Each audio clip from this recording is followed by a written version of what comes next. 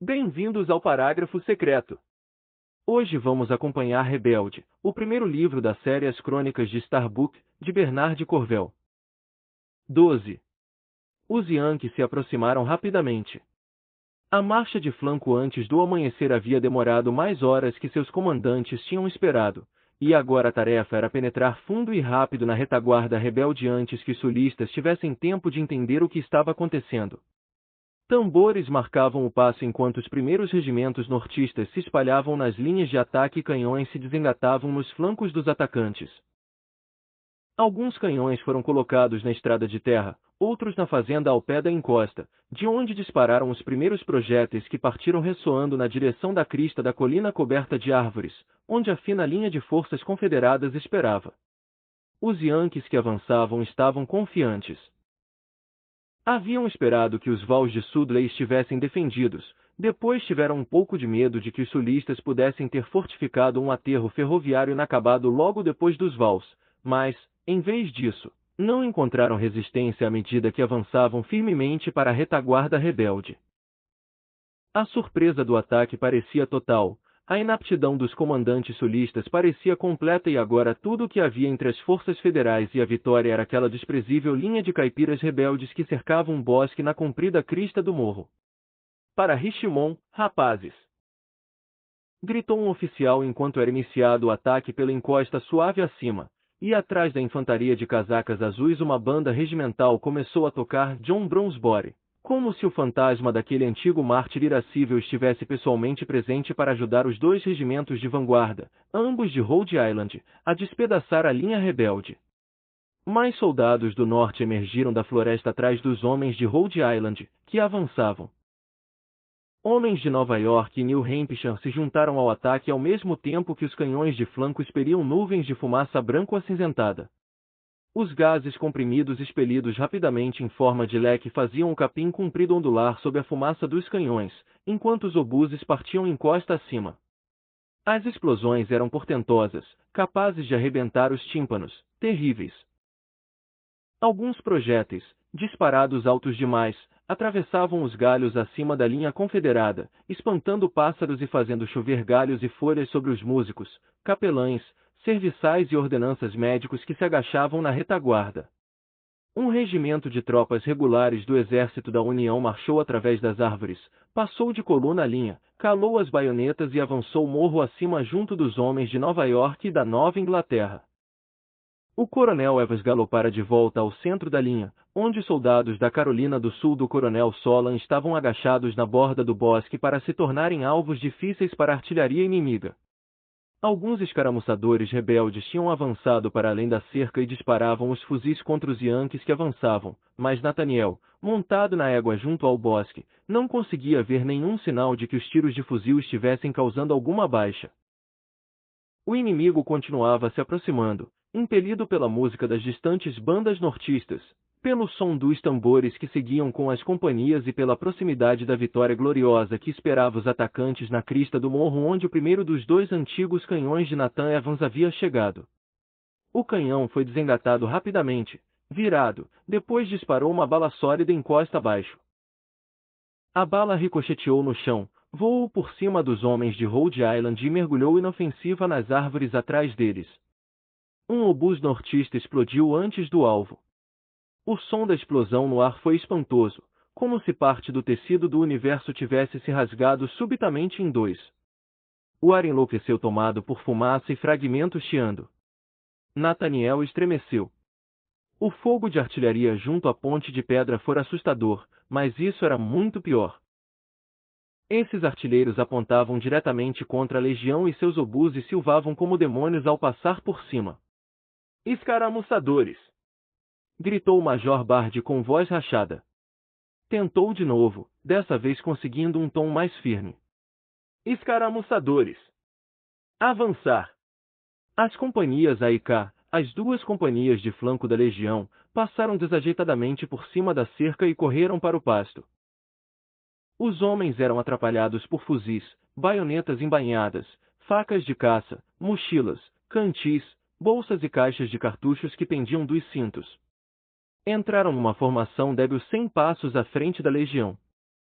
Sua tarefa era primeiro deter os escaramuçadores inimigos, então atirar contra a linha principal de atacantes. Os fuzileiros abriram fogo, envolvendo cada atirador ajoelhado numa pequena nuvem de fumaça. O sargento Truslov andava de homem em homem, enquanto o capitão Roosevelt Jenkins, ainda a cavalo, disparava seu revólver contra os distantes nortistas. Certifiquem-se de que as armas estão carregadas, gritou o Major Bard para as 8 companhias restantes.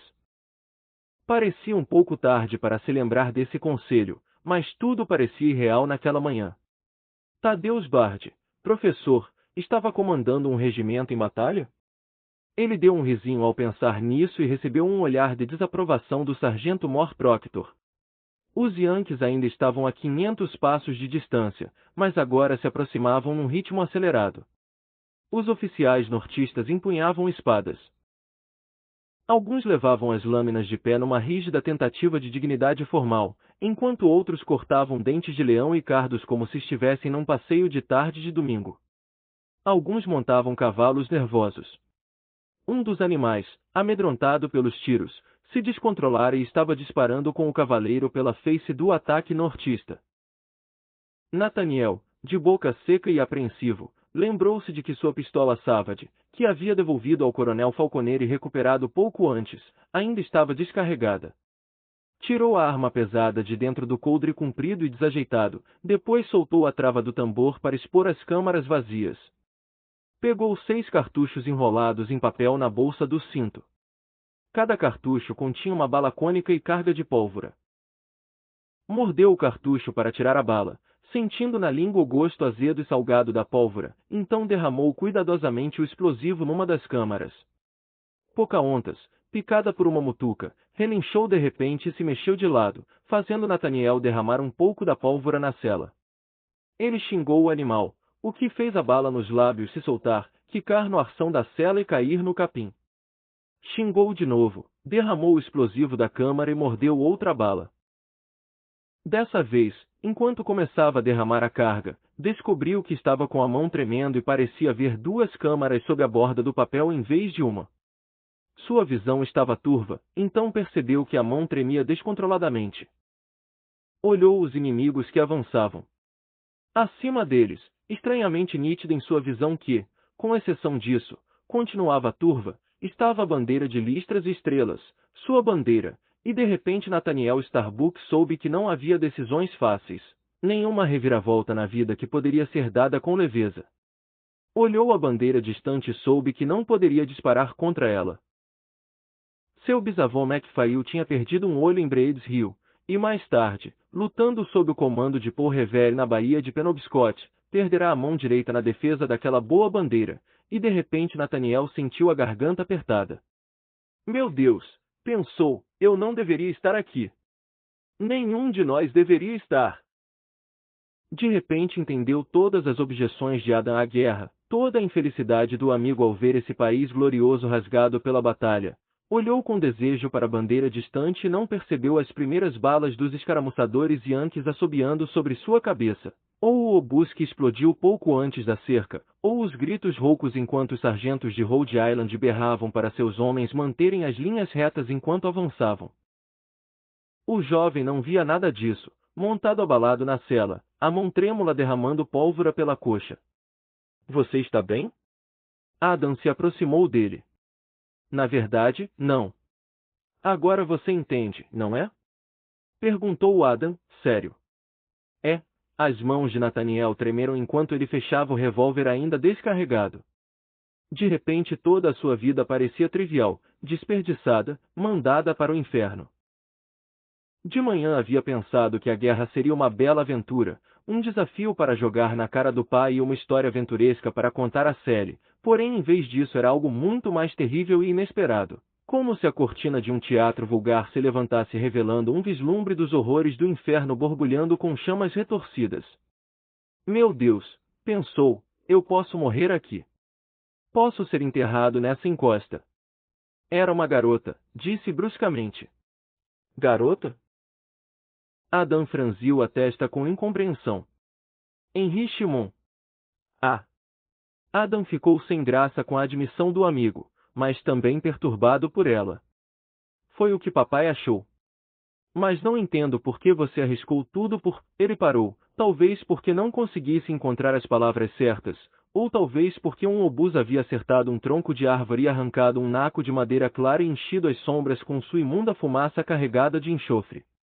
Adam passou a língua pelos lábios. Estou com sede. Eu também. Nathaniel se perguntou por que tinha feito a confissão. Os Yankees continuavam se aproximando teimosamente.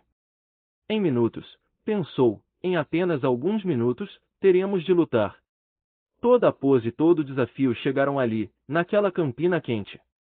Viu um oficial nortista tropeçar, largar a espada e cair de joelhos no capim. Um escaramuçador inimigo correu 5 passos, ajoelhou-se para mirar e percebeu que tinha deixado a vareta para trás, então voltou para procurá-la no mato comprido. Um cavalo sem cavaleiro atravessou a encosta a meio galope. O ritmo dos tambores era mais irregular, porém os nortistas ainda se aproximavam. Uma bala passou assobiando perto da cabeça de Nathaniel. Uma das bandas nortistas tocava The Star Spangled Banner, e a música fez os olhos e a consciência de Starbuck pimicarem. Você pensa em garotas? Perguntou a Ada. Não. Ada não parecia estar concentrado na conversa, e sim olhando encosta abaixo. Nunca. Seus dedos se remexiam nas rédeas.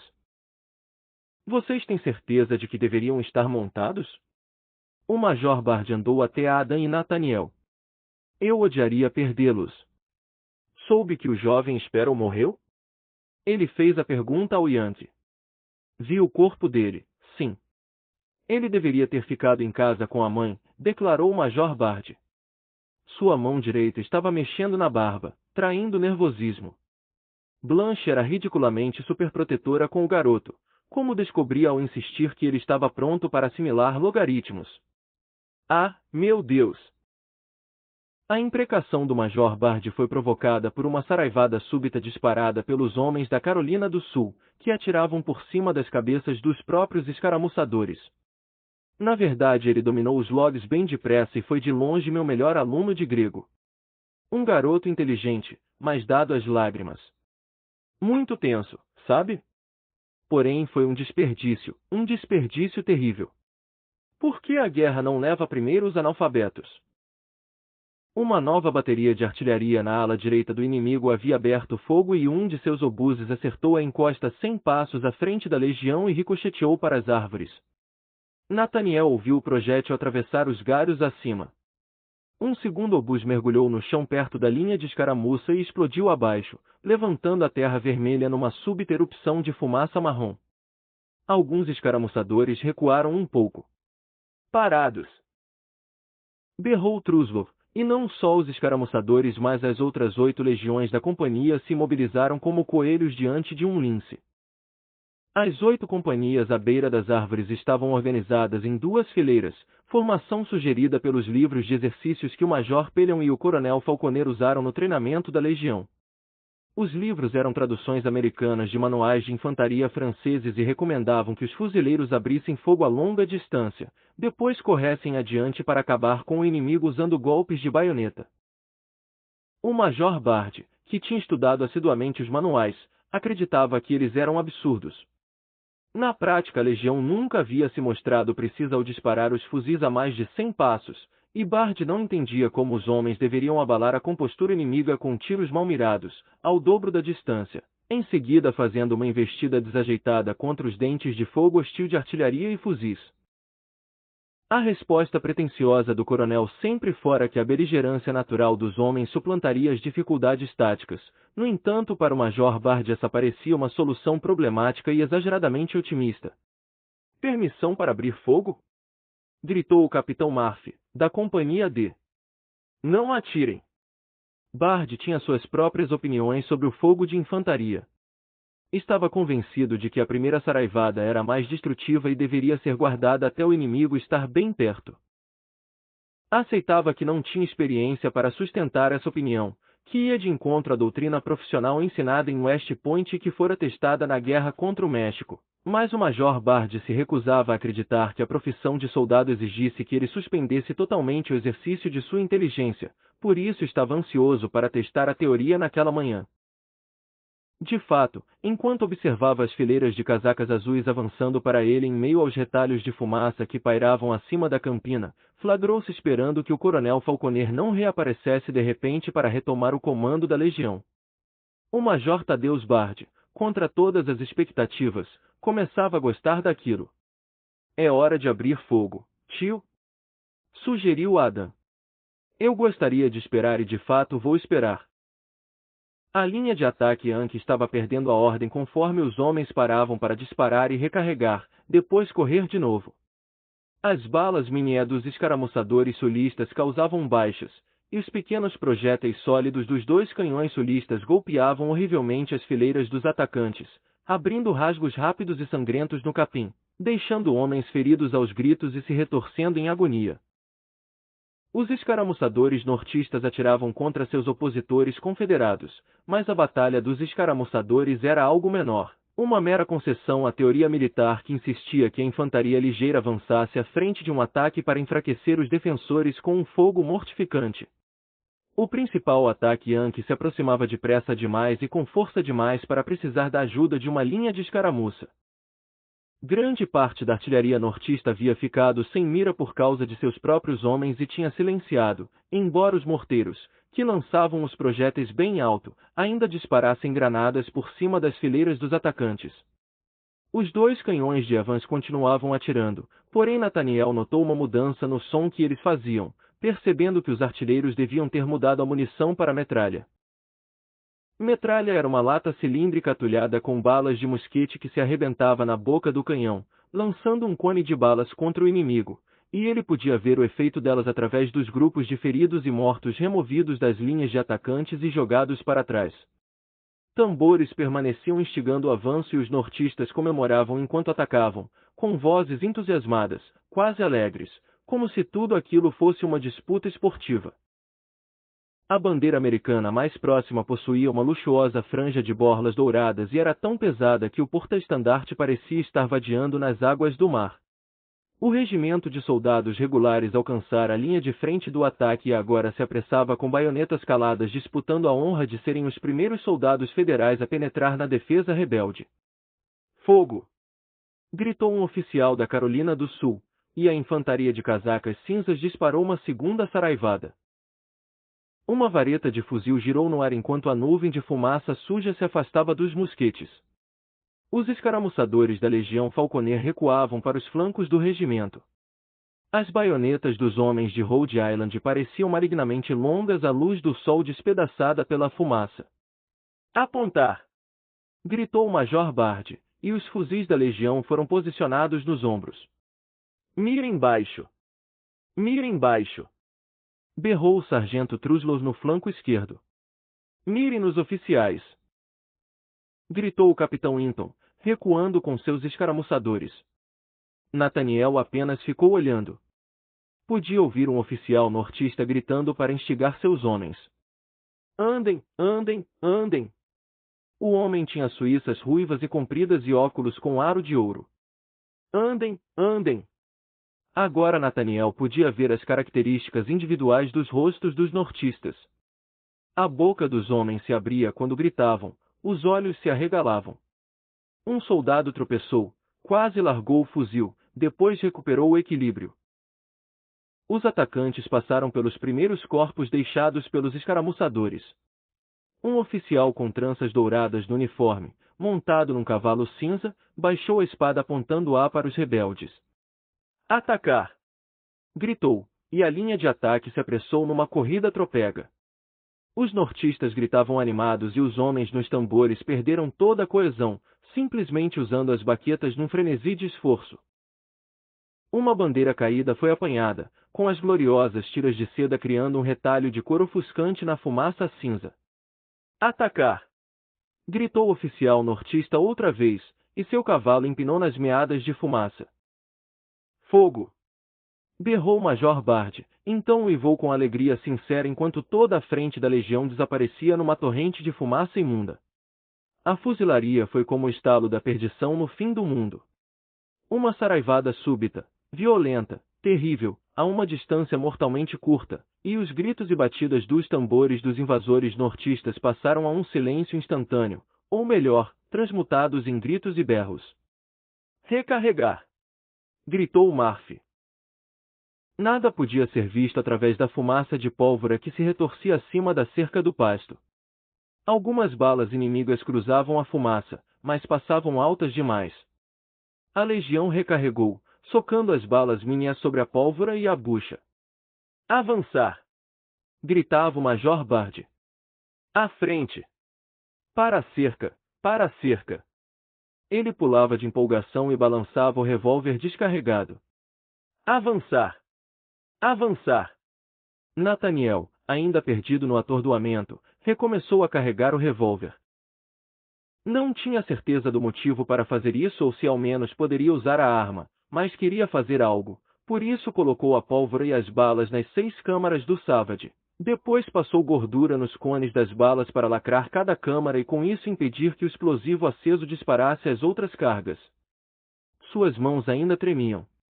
Na mente ainda podia ver aquela bandeira estupenda, reluzente em vermelho e branco, sendo erguida do capim sujo de sangue para balançar de novo à luz do sol.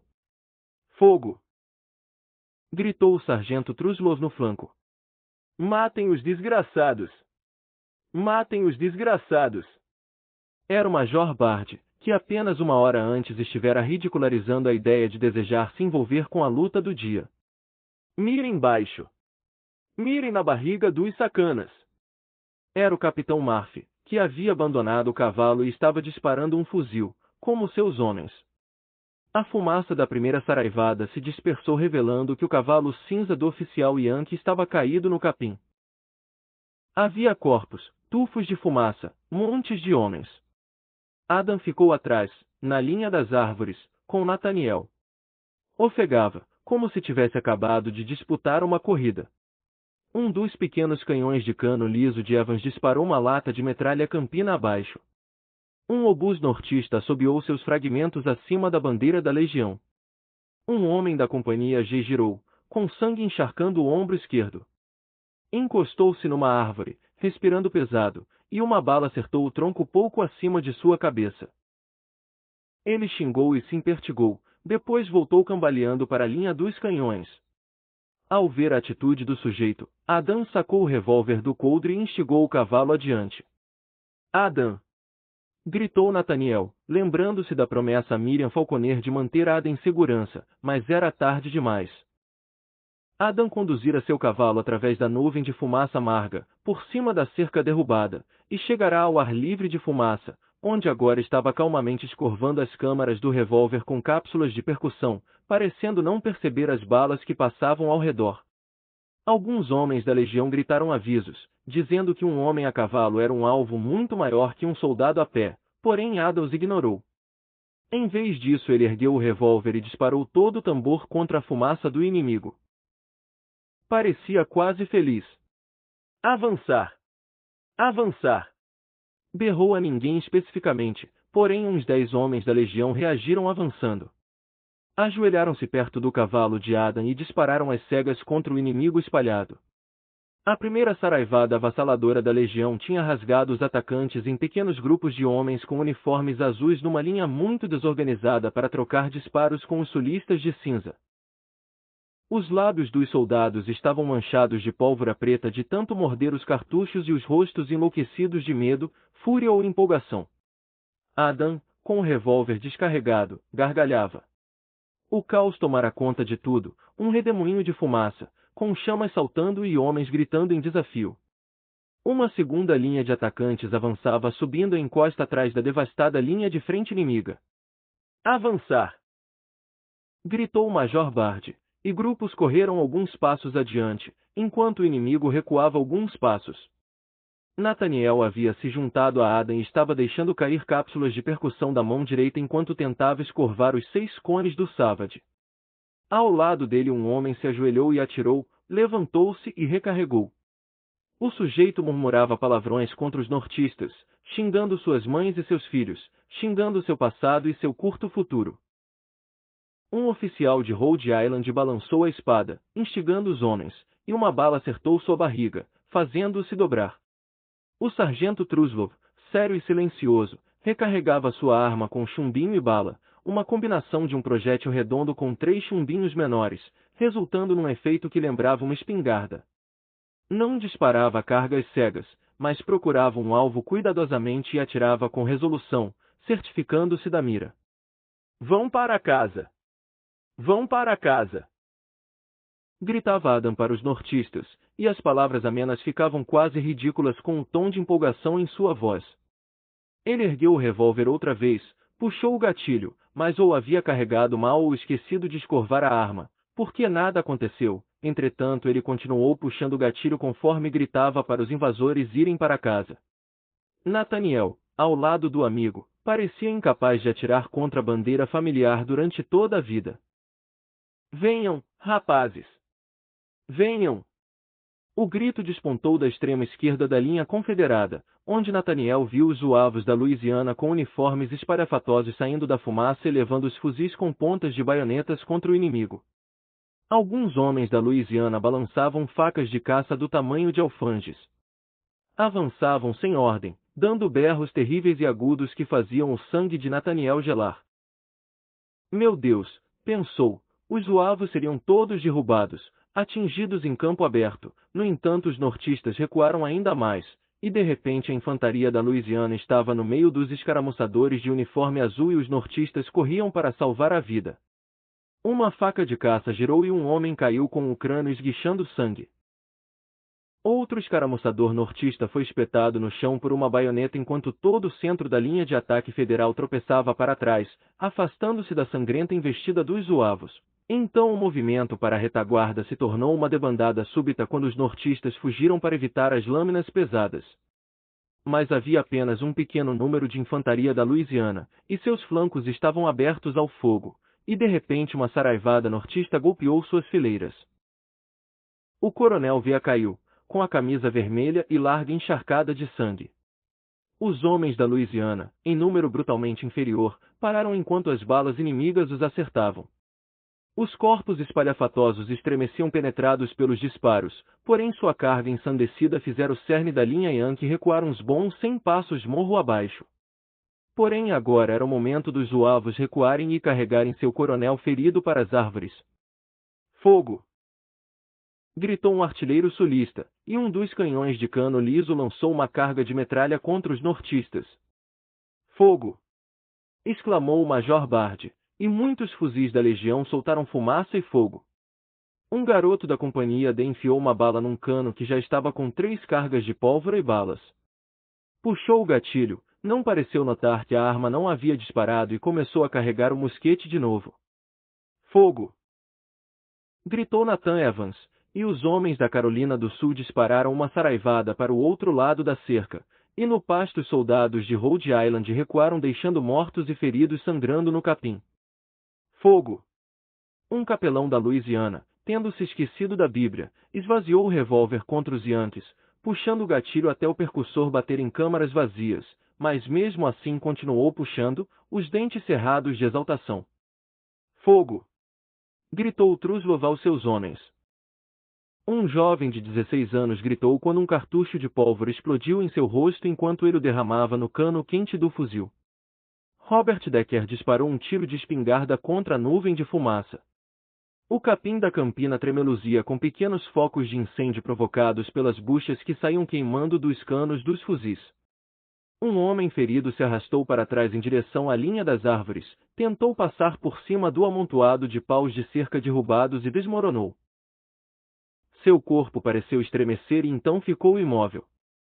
O cavalo de um dos oficiais estava morto, o corpo sacudindo com as balas nortistas que o acertavam, mas o fogo dos Yankees era esporádico enquanto os homens de Rhode Island, apavorados demais para ficar de pé e recarregar direito, recuavam.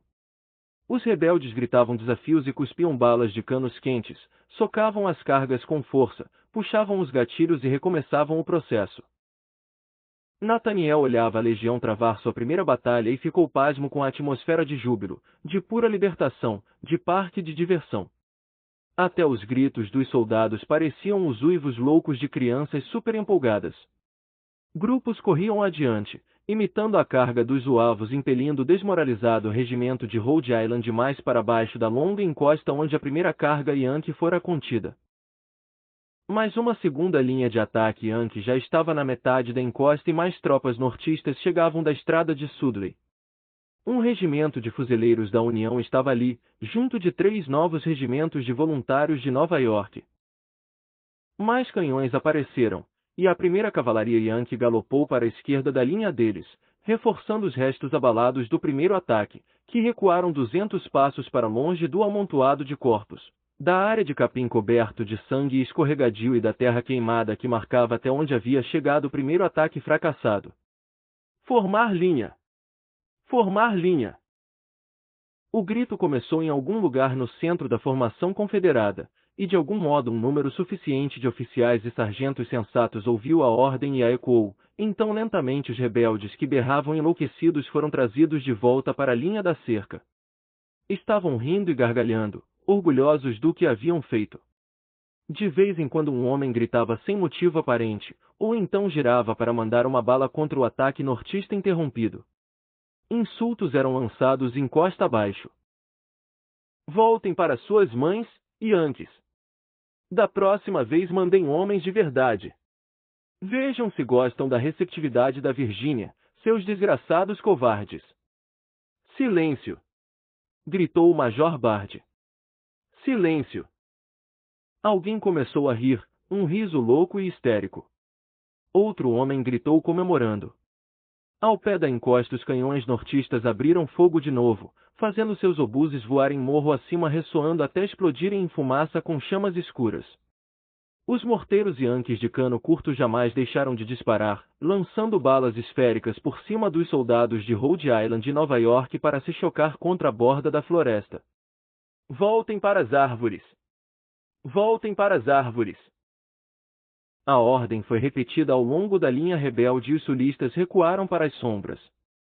Diante deles, onde a fumaça da pólvora se dissipava lentamente sobre o capim queimado, punhados de corpos estavam empilhados dos 2 lados do que restou da cerca enquanto, do lado de lá, sob o sol mais brilhante, nortistas mortos se encontravam esparramados no pasto. O oficial com suíças ruivas estava tombado, de boca aberta, e os óculos de aro de ouro haviam caído do rosto. Um corvo desceu batendo asas e pousou perto do corpo. Um soldado da União ferido se arrastou na direção das árvores, pedindo água, mas ninguém da legião tinha. Haviam esvaziado os cantis e agora o sol estava mais quente e suas bocas, ressecadas pelo salitre da pólvora, mas não havia água, e à frente deles mais Yankees chegavam das árvores distantes para reacender o ataque. Vamos repetir a dose, rapazes! Vamos repetir a dose! Gritou o Major Bard, e, ainda que o caos da primeira luta da Legião não tivesse lhe dado a chance de testar de fato sua teoria sobre os disparos, de repente ele soube que alcançara algo muito mais valioso, havia descoberto uma atividade da qual definitivamente gostava. Durante toda a vida adulta Thaddeus Bard estivera diante do clássico dilema do parente pobre, que era não saber se deveria demonstrar uma eterna gratidão humilde ou uma independência mental ao cultivar uma oposição intolerante a qualquer ortodoxia prevalecente. A última opção tinha agradado Bard até que, em meio à fumaça e à empolgação da batalha, não houvera necessidade de fazer pose. Agora ele andava de um lado para o outro atrás de seus homens, observando o novo ataque nortista se moldando, e sentiu-se estranhamente satisfeito. Carreguem suas armas, gritou com voz firme, mas não atirem. Carreguem as armas, mas não atirem. Mirem nas barrigas deles, rapazes, acrescentou Murphy. Derrubem com força e o resto irá para casa. Assim como o tio, Adam lutava como se um grande peso tivesse sido tirado de sua alma. O ruído medonho da batalha revelava a morte de tudo pelo qual ele havia trabalhado nos meses desde a eleição de Lincoln. No entanto, o som terrível também significava que Adam não estava mais preocupado com as grandes questões de guerra e paz, de escravidão e emancipação, dos direitos dos estados e dos princípios cristãos, mas somente em ser um bom vizinho para os homens que se ofereceram para servir ao seu pai. Adam até começou a entender Falconer, que jamais havia se atormentado por causa da moralidade nem queria pôr suas ações na balança numa tentativa séria de garantir um veredito favorável no dia do juízo final. Uma vez, quando Adam perguntara ao pai sobre os princípios pelos quais vivia, Washington Falconer simplesmente descartara a pergunta com uma gargalhada. Sabe qual é o seu problema? Você pensa demais. Nunca conheci um homem feliz que pensasse demais. Pensar só complica as coisas. A vida é como pular uma cerca ruim com um bom cavalo. Quanto mais responsabilidade der ao cavalo, mais seguro vai estar, e quanto mais deixar por conta da vida, mais feliz será. Preocupar-se com princípios é tarefa de professores. Você vai descobrir que dorme melhor se tratar as pessoas com naturalidade. Não é princípio, é apenas uma questão prática. Nunca suportei ficar ouvindo a respeito de princípios. Simplesmente seja você. E no caos súbito e retumbante de uma batalha com tiros, havia finalmente confiado no cavalo para dar o salto e descobrira que toda a sua agonia de consciência havia se evaporado no simples prazer de cumprir com o dever. Adam, numa campina rasgada por tiros, se comportara bem. Podia ter perdido a batalha por seu país, mas ganhará a guerra em sua alma. Carreguem as armas. Não atirem. O Major Bard andava lentamente atrás das companhias da legião, observando a horda Yankee se preparar para a próxima investida. Atirem baixo quando eles vierem, rapazes, atirem baixo. E parabéns a todos vocês, parabéns. Em apenas 5 minutos os homens da legião se tornaram soldados. Ei, você aí! Alguém gritou para Ethan Ridley do topo da torre central de sinaleiros. Você! É, você! Você é oficial do Estado-Maior? Ridley, que estivera perdido em pensamentos enquanto galopava para o sul, puxou as rédeas. Suspeitava que ser um ajudante de Washington Falconer não era o que o oficial sinaleiro queria dizer com oficial do Estado-Maior, mas Ridley raciocinava suficientemente rápido para perceber que precisava de alguma desculpa para estar galopando sozinho na retaguarda do exército confederado, por isso gritou uma resposta afirmativa. Sou. Você pode encontrar o general Beauregard? Quem falava, um oficial usando divisas de capitão, desceu a escada improvisada. Uma placa ao pé dela dizia somente sinaleiros, e outra, em letras ainda maiores, dizia mantenha distância. O oficial correu até Ridley e estendeu um papel dobrado preso com um lacre adesivo. Beauregard precisa disso depressa. Mas Ridley já ia dizer que não tinha ideia de como encontrar o general Beauregard, porém então decidiu que isso pareceria estranho, dito por um autoproclamado oficial do Estado-Maior. Além disso, achou que o coronel Falconer estaria onde o general estivesse. Assim, ao encontrar o coronel também acharia Beauregard. Eu mandei a mensagem por sinaleiro para Beauregard, se é o que você ia sugerir, anunciou o capitão com impaciência, mas gostaria de enviar uma confirmação escrita.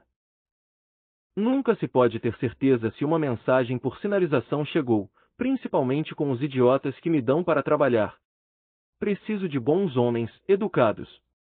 Gostaria que você enfatizasse isso a Beauregard, por mim. Com meus respeitos, claro. Metade dos idiotas que eles fornecem nunca aprenderam a soletrar e a outra metade nem tem cérebro, para começo de conversa. Agora vá, meu amigo, o mais depressa que puder. Ridley bateu as esporas. Estava na área de bagagem do exército, onde carroças, armões, forjas portáteis, ambulâncias e carruagens estavam estacionadas tão juntas que os varais virados para cima pareciam um bosque de inverno.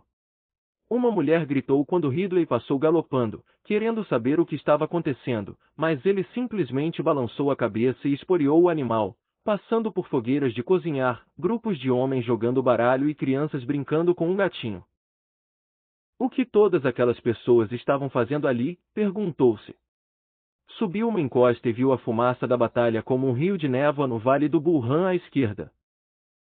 Essa névoa, onde os grandes canhões lançavam os projéteis por cima do riacho, ficava ao redor do centro e da esquerda do exército rebelde, enquanto diante de Ridley estava o emaranhado de árvores e pequenos pastos da ala direita dos confederados, de onde o general Beauregard esperava lançar sua investida contra os despreparados nortistas.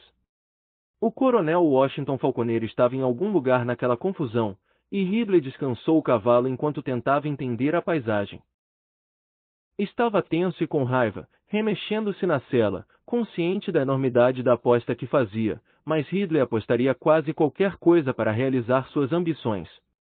Durante semanas havia jogado rápido e prodigamente com o dinheiro de Washington Falconer, porém agora, enquanto a legião se dividia numa linha que separava os admiradores do coronel dos que o desprezavam, Ridley faria sua escolha. Ficaria de corpo e alma ao lado do coronel e derrotaria Nathaniel e Bard que, ajudados pela fraqueza de Adam, forçaram a legião a abandonar a obediência a Falconer. A recompensa da lealdade era dinheiro, e dinheiro era o Deus de Ridley. Ele havia assistido ao pai empobrecer a família e visto a pena nos olhos dos vizinhos. Suportar a condescendência do meio-irmão, assim como as atenções irritantes de Anna Falconer, e tudo por ser pobre.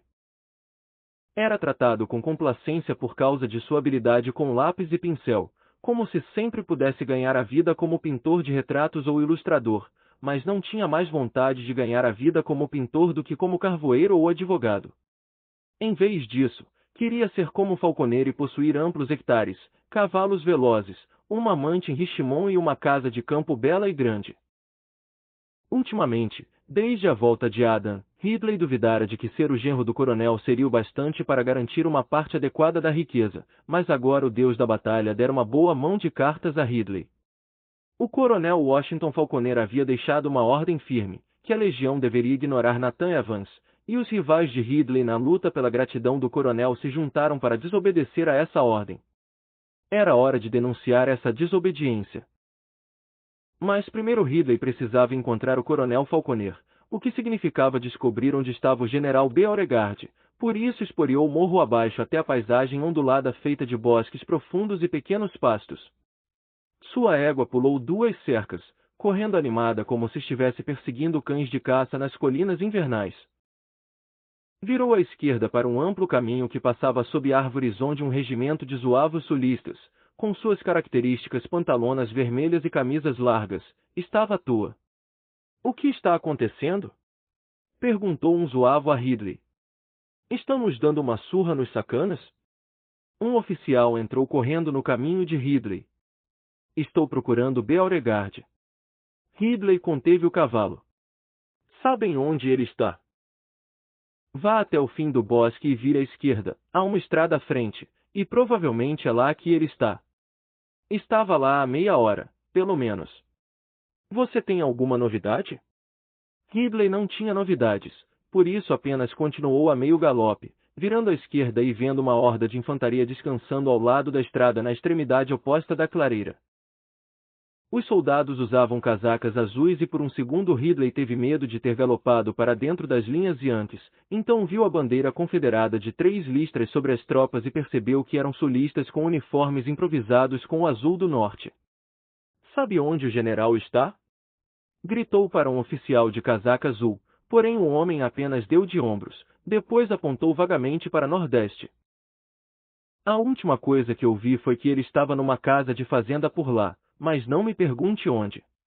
"Ele estava aqui", disse um sargento, "mas não está mais." "Sabe o que está acontecendo, moço? Estão nos dando uma surra nos filhos da puta?" "Não sei." Ridley continuou, finalmente chegando a uma bateria de artilharia acomodada confortavelmente na margem sul do Bull Run, atrás de uma mureta de cestos de vime cheios de terra. "Isso aqui é o Val de Balls", disse um tenente de artilharia, tirando um cachimbo da boca, "e o general esteve aqui há 1 hora." "Sabe o que está acontecendo por lá?" Ele sinalizou para o oeste, onde o som de canhões rugia e estalava no ar abafado. "Não. Estão fazendo um barulhão, não é?" "Achei que a guerra estivesse acontecendo aqui, não lá." Ridley atravessou o Val de Balls até o lado inimigo do Bull Run. A água chegava à barriga da égua, fazendo levantar as botas e os estribos sobre a correnteza. Uma companhia de infantaria da Virgínia estava à sombra na outra margem, esperando ordens. "Sabe o que está acontecendo?" perguntou um capitão. Não. Nem eu. Há uma hora disseram que deveríamos esperar aqui, mas ninguém disse por quê. Acho que fomos esquecidos. Você viu o general? Não vejo nada acima de major há 3 horas. Mas um vivandeiro disse que vamos atacar logo, moço, de modo que talvez todos os generais estejam por lá. O homem apontou para o norte. Ridley cavalgou para o norte sob árvores altas, indo devagar para que o animal suado não quebrasse uma pata nos buracos fundos abertos na estrada de terra pelas rodas da artilharia. Uns 400 metros depois do val, na beira de um milharal pisoteado, Ridley encontrou uma bateria de pesados canhões de 12 libras. Eles foram desatrelados e arrumados apontando os canos mortais por cima do milho crescido, mas o comandante da bateria não fazia ideia de por que estava ali nem o que esperaria ver emergindo da floresta escura do outro lado do milharal. Sabe o que está fazendo todo aquele barulho? O major da artilharia apontou para o oeste. Parece que estão disparando de um lado para o outro por cima do rio, respondeu Ridley. Eu gostaria que me dessem algo contra o qual atirar, porque não sei o que diabos estou fazendo aqui. Ele indicou a plantação de milho como se fosse o coração negro da África Equatorial.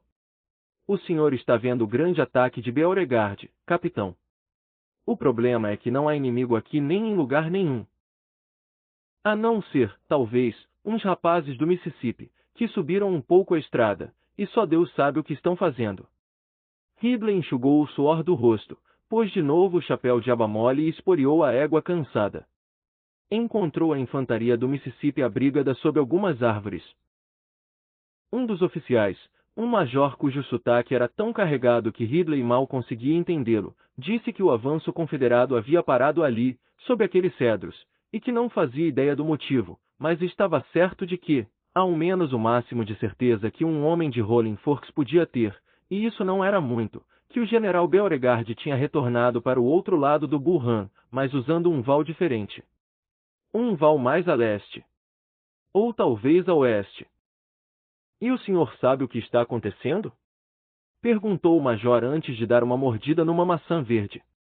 Não, confessou Ridley. Nem eu. O major possuía uma bela pena no chapéu, um sabre curvo e um bigode luxurioso que recebera óleo até ficar elegantemente liso. Se encontrar alguém que saiba o que está fazendo, moço, diga que Jeremiah Colby está ansioso para acabar logo com essa guerra. Boa sorte, moço. Seu pessoal planta boas maçãs aqui. Ridley virou a égua e voltou para o riacho, depois começou a percorrer o terreno entre o Bull Run e a ferrovia. Os canhões trovejavam à distância, com o som grave pontuado pelo ruído de fuzis e mosquetes, parecendo fogo na floresta. O som dava urgência à busca de Ridley, no entanto ele não tinha ideia de como cumprir com essa urgência. O general, seu estado-maior e os acompanhantes pareciam ter sido engolidos naquele território enorme. Ridley parou a égua cansada numa encruzilhada junto a uma pequena cabana de madeira. As verduras na horta bem cuidada haviam sido arrancadas, exceto uma fileira de abóboras. Uma negra idosa, fumando cachimbo, olhou-o com cautela da porta da cabana. Não tem nada para roubar, senhor, disse ela. Sabe onde o general está? Perguntou Ridley. Não tem nada para roubar, senhor, tudo já foi roubado. Preta idiota. Disse Ridley, depois repetiu a pergunta, mais alto e mais devagar, como se estivesse falando com uma criança. Sabe onde o general está? Tudo já foi roubado, senhor. E dane-se você também. Um obus passou ressoando acima, rolando e uivando pelo céu vazio de domingo. Ridley xingou a mulher de novo, em seguida escolheu uma das estradas ao acaso e deixou o animal cansado andar a passo lento. A poeira subiu dos cascos e se assentou num soldado bêbado que dormia ao lado da estrada. Alguns passos adiante um cão de fazenda preto e branco estava morto na estrada, com um tiro na cabeça, dado por algum soldado que presumivelmente se ressentiu pelo animal incomodar seu cavalo. Ridley passou pelo cachorro e começou a se preocupar pensando que talvez Beauregard pudesse ter cavalgado junto de Falconer para o noroeste, onde a batalha soava. Porque certamente nenhum general poderia permanecer nesse campo sonolento e cheio de zumbidos enquanto seus homens morriam a apenas 5 quilômetros de distância. Então, Quando seu cavalo saiu da margem de um bosque, ele viu outra daquelas estranhas torres de sinalização. Embaixo dela um grupo de cavalos estava amarrado junto à cerca da fazenda, e na varanda da casa havia um grupo de homens reluzindo em tranças douradas. Assim Ridley esporeou a égua, mas no instante em que a instigou a uma velocidade relutante, um cavaleiro sozinho montou um alto cavalo branco diante da fazenda e veio galopando rapidamente na direção dele. Era o coronel. Senhor! Coronel Falconer! Ridley precisou gritar para atrair a atenção do coronel. Caso contrário, Washington Falconer teria passado direto por ele. O coronel olhou o cavaleiro cansado, reconheceu Ridley e diminuiu a velocidade. Ethan! É você!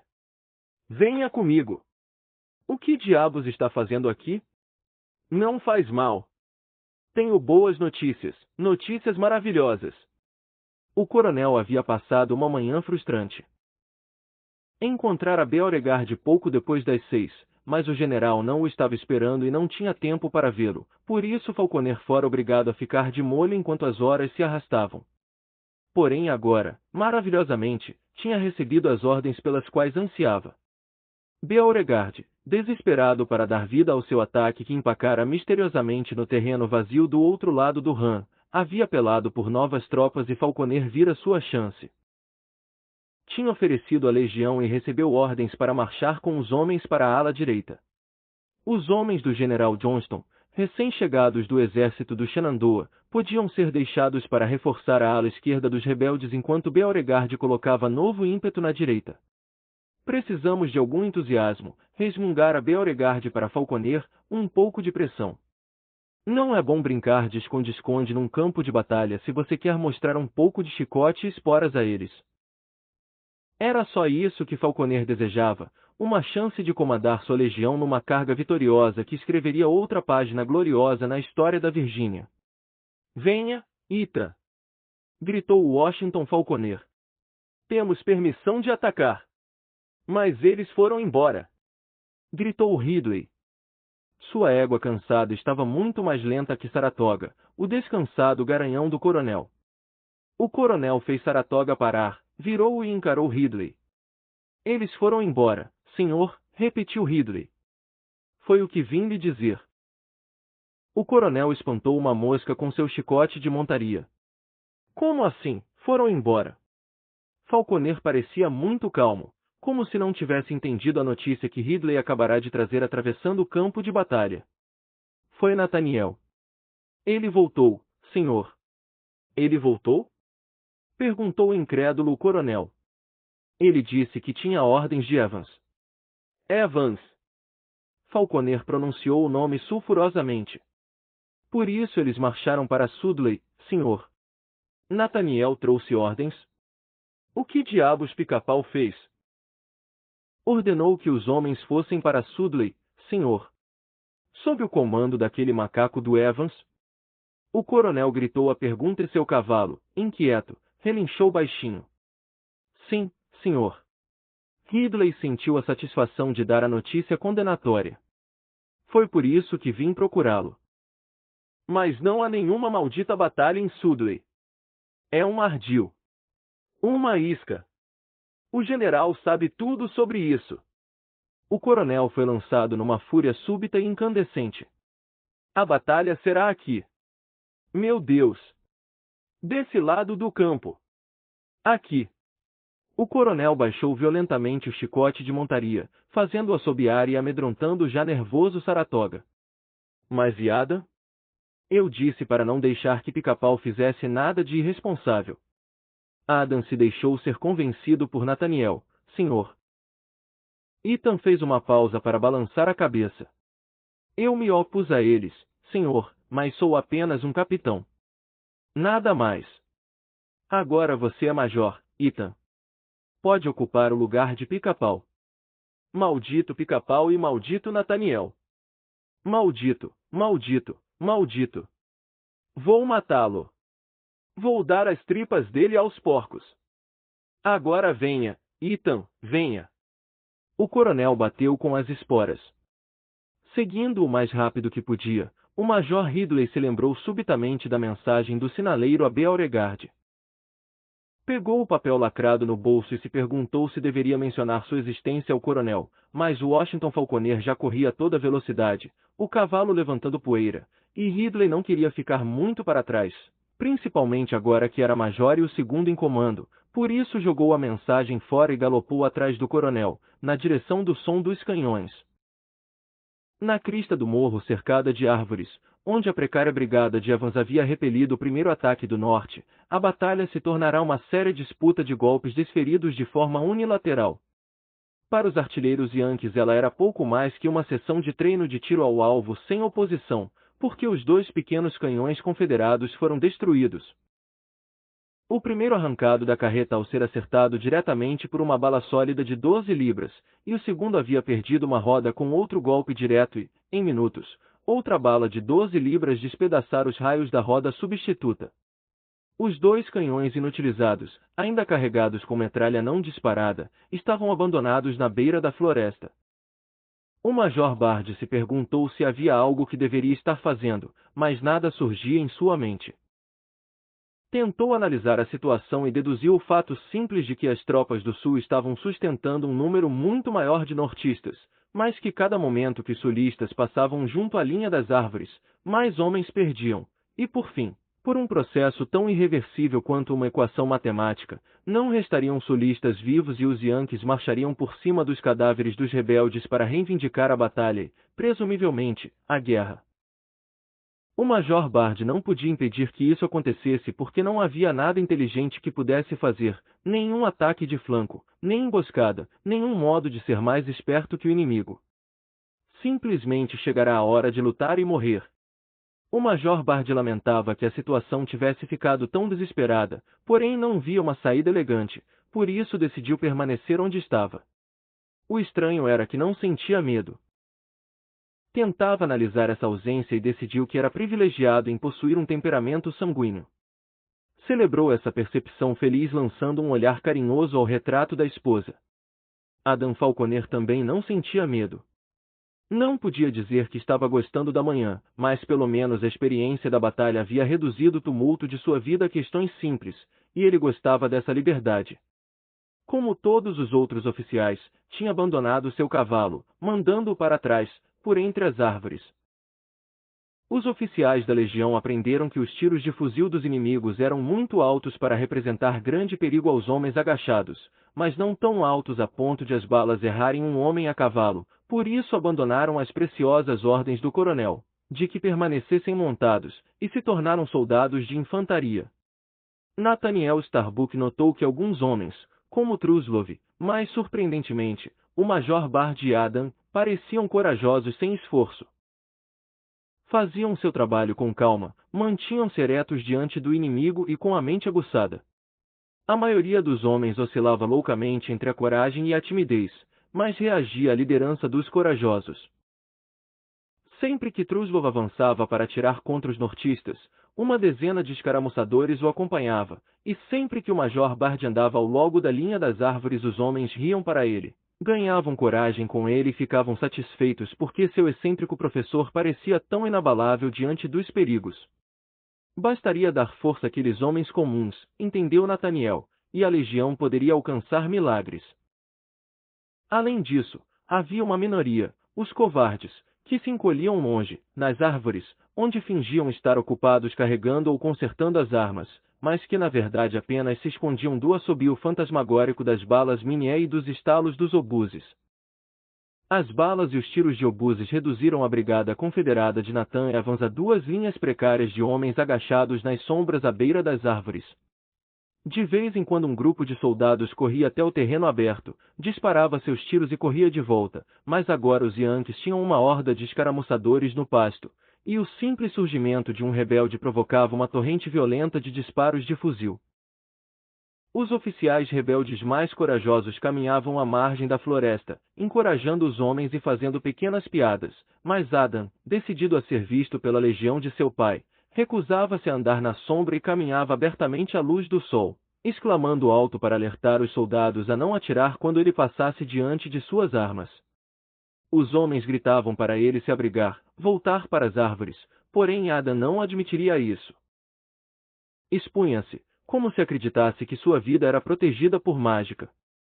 Dizia a si mesmo que não temia o mal. O Major Bard se juntou a Nathaniel e olhou Adam ao sol. Está vendo como as balas passam alto? Perguntou Bard. Alto? Estão mirando nele, mas estão atirando alto. Estive notando isso. É mesmo. Provavelmente Nathaniel não teria notado nem se os Yankees estivessem atirando para a lua, mas agora que Thaddeus Bard fizera a observação, viu que a maior parte dos tiros de fuzil dos nortistas estava mesmo acertando as árvores acima da cabeça de Adam. Ele é um idiota! Exclamou Nathaniel com raiva. Só quer morrer. Ele está compensando pelo pai, explicou Bard. Falconer deveria estar aqui, mas não está. Por isso Adam sustenta a honra da família, mas se o pai estivesse aqui Adam provavelmente estaria tendo um ataque de consciência. Notei como ele geralmente se beneficia da ausência de Falconer, você não percebeu? Prometi à mãe dele que o manteria em segurança. Bard gargalhou. Outra idiotice sua. Como faria isso? Comprando um daqueles ridículos peitorais de aço que os jornais anunciam? Bard balançou a cabeça. Minha irmã só encarregou você dessa responsabilidade, Starbuck, para depreciar Adam. Presumo que ele estivesse presente. Estava. Minha irmã, veja bem, casou-se com uma família de serpentes e desde então vem ensinando aos integrantes os segredos do veneno. Bard deu um risinho. Mas Adam é o melhor de todos, admitiu. O melhor. E corajoso. Muito, acrescentou Nathaniel. Então sentiu vergonha de si mesmo, porque não fizera nada de corajoso no embate daquela manhã. A confiança que tanto sentirá na estação ferroviária de Roskill tinha se evaporado, roubada pela visão da bandeira de seu país. Ainda não havia disparado o revólver nem estava certo de que poderia atirar em seus conterrâneos, mas também não estava disposto a abandonar os amigos nas fileiras da legião. Em vez disso, remexia-se na beira do bosque e olhava a distante fumaça cuspida pelos canhões Yankees. Queria descrevê-la séria, por isso a observara cuidadosamente, percebendo que era branca a princípio e então escurecia rapidamente num azul acinzentado. Uma vez, olhando com atenção em costa abaixo, tinha jurado que podia ver o traço escuro de um projétil no ar enfumaçado, e segundos depois ouvirá um obus despedaçar os galhos acima. Um dos canhões nortistas fora posto ao lado de um monte de feno na fazenda que ficava na base da encosta, incendiando-o com a chama dos disparos. Ela saltava e se encaracolava furiosamente, lançando uma fumaça mais escura no ar imundo por causa das peças de artilharia. Soube que o pobre Jenkins partiu? Perguntou o Major Bard numa voz que poderia ter usado para comentar que a primavera havia chegado cedo nesse ano ou que uma plantação de legumes estava bonita. Partiu? Questionou Nathaniel, porque a imprecisão da palavra havia sugerido, de algum modo, que Roosevelt Jenkins tinha simplesmente abandonado o campo de batalha. Desapareceu. Foi atingido por um obus. Parece uma coisa largada numa bancada de açougue. As palavras de Bard eram insensíveis, mas sua voz estava repleta de pesar. Pobre homem. Nathaniel não gostava particularmente de Roosevelt Jenkins, que distribuíra garrafas de uísque para garantir a eleição como oficial e que deixará o comando da companhia nas mãos do sargento Truslow. E quem vai assumir a companhia cá? Quem meu cunhado desejar, ou melhor, quem Truslow quiser. Bard gargalhou, então transformou o movimento de pica-pau da cabeça num balanço pesaroso. Se houver algum sentido em alguém assumir o comando, por que talvez não reste legião, não é? Bard fez uma pausa. Talvez não reste nem mesmo uma confederação, não é? Ele se abaixou involuntariamente quando um fragmento de obus passou acima, batendo numa árvore apenas 20 centímetros sobre a cabeça de Nathaniel. Bard se impertigou e pegou um de seus charutos escuros. Quer um? Por favor. Desde aquela noite com Belvedere Delano em Richmond, Nathaniel se pegara fumando mais e mais charutos. Você tem água? Perguntou Bard enquanto entregava o charuto ao Yankee. Não. Parece que acabamos com nossa água. O Dr. Billy queria um pouco para os feridos, mas não há mais, e não posso dispensar ninguém para arranjar mais. Deixamos de ver muita coisa. Uma saraivada de mosquete soou ao norte, evidência de que mais tropas confederadas entraram na ação. Nathaniel vira pelo menos mais 2 regimentos sulistas se juntarem ao flanco direito da linha improvisada de Nathan Evans, mas para cada novo homem do Alabama e do Mississippi havia pelo menos 3 nortistas, e os Yankees reforçados enviavam ainda mais tropas em costa acima, para acrescentar seu peso de tiros de fuzil contra a linha fina e esgarçada dos rebeldes. Não pode demorar muito, agora, declarou o Major Bard, abatido. Não pode demorar. Um oficial da Carolina do Sul veio correndo junto à linha das árvores. Major Bard? Major Bard? Aqui. Bard se afastou de Nathaniel. O coronel Evans quer que todos vocês avancem, Major. O homem da Carolina do Sul tinha o rosto enegrecido de pólvora, a túnica rasgada e os olhos injetados. Sua voz estava rouca. O coronel vai dar um toque de corneta e quer que todos façamos uma carga. O homem fez uma pausa como se soubesse que pediu o impossível, depois tentou apelar direto ao patriotismo. Uma última carga, Major, em nome do Sul. Por um segundo pareceu que o Major Bard gargalharia diante de um apelo tão descarado ao seu patriotismo, mas então ele assentiu. Claro. Em nome do Sul, uma última carga louca, um último gesto de desafio. Antes que a batalha e a causa estivessem perdidas.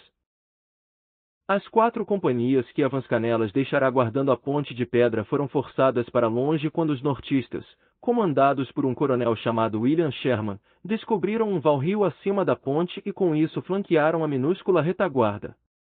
Os homens dispararam uma saraivada desajeitada e recuaram rapidamente enquanto os soldados de Sherman avançavam atravessando Bull Run. Um obus explodiu acima da ponte abandonada, então um oficial com casaca azul apareceu do outro lado e sinalizou a captura da mesma, balançando a espada na direção das baterias de canhões e antes. Cessar fogo! Gritou um comandante da bateria. Tirar esponjas. Atrelar cavalos. Pareçam animados agora.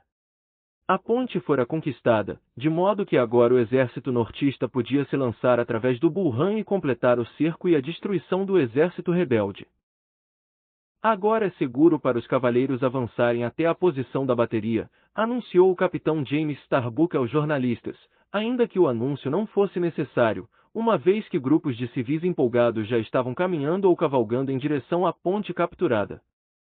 Um congressista balançou um charuto aceso na direção das tropas, depois ficou de lado para deixar uma bateria de artilharia montada passar chacoalhando. Para Richmond, rapazes!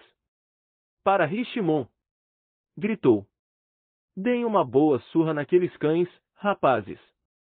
Vão, agora! Um batalhão de infantaria nortista usando casacas cinza seguiu a artilharia montada. O 2º Regimento de Wisconsin usava cinza porque não houvera tecido azul suficiente para seus uniformes. Mantenham a bandeira alta, rapazes. Disse seu coronel, e o bom senhor saberá que não somos da escória rebelde.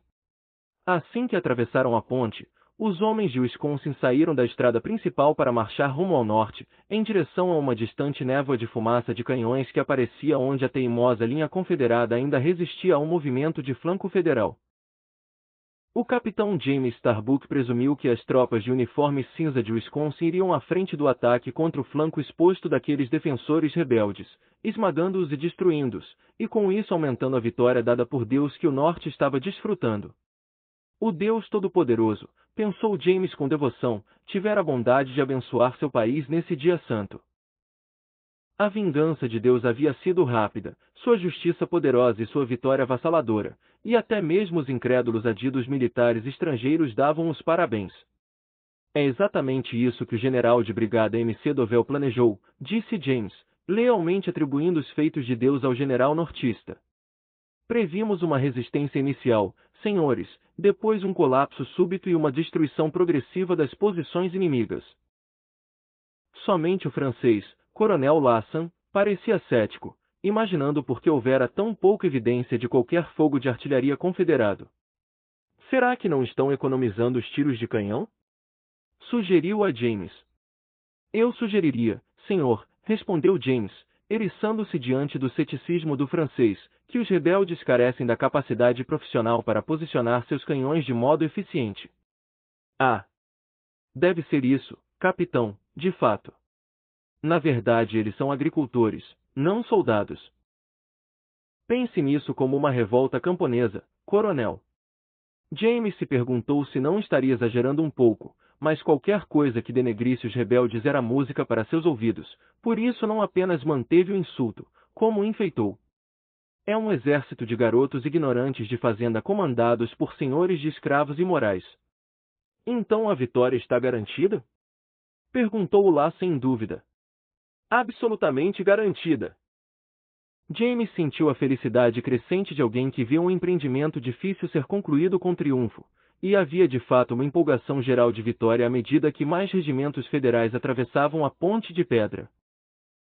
3 divisões nortistas estavam apinhando a estrada enquanto esperavam para passar pelo riacho. Uma dúzia de bandas tocava, mulheres aplaudiam, bandeiras tremulavam, Deus estava no céu. O flanco de Beauregard fora cercado e a rebelião estava sendo reduzida a farrapos sangrentos com suas chicotadas. E ainda nem era meio-dia. E assim chegamos ao fim de mais um vídeo do Parágrafo Secreto. Obrigado por acompanhar Rebelde, o primeiro livro de As Crônicas de Starbuck, de Bernard de Corvel. Até o próximo episódio.